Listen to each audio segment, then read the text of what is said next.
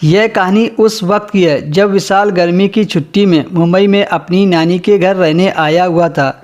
उसके मामा ऑफिस में काम करते थे।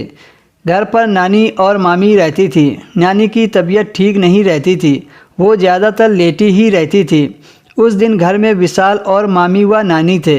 विशाल के मामा जॉब पर गए थे और नानी सोई हुई थी। उस समय लोग सीडी प्लेयर पर ही फिल्म देखा करते थे। उस दिन विशाल भी सीडी प्लेयर पर मूवी देख रहा था और उसके साथ में मामी बैठी थी, जो कि वह नानी की मालिश कर रही थी। जब फिल्म खत्म हुई तो विशाल दूसरी मूवी देखने के लिए दूसरी सीडी डिब्बे में ढूंढने लगा।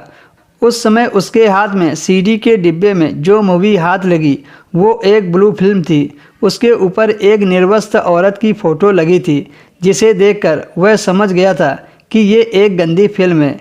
विशाल ने उस सीडी को अलग रख दिया। सोचा जब सब सो जाएंगे तब वह देखेगा, और दूसरी सीडी लगाई और मूवी देखने लगा।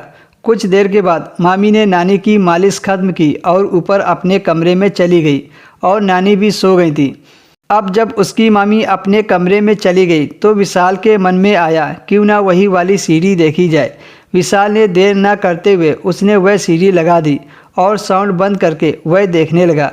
वह उस मूवी को देखने में इतना मस्त था कि उसे याद न रहा कि उसे कोई देख भी सकता है, और वही हुआ भी। अचानक विशाल की मामी ऊपर से नीचे आ गई।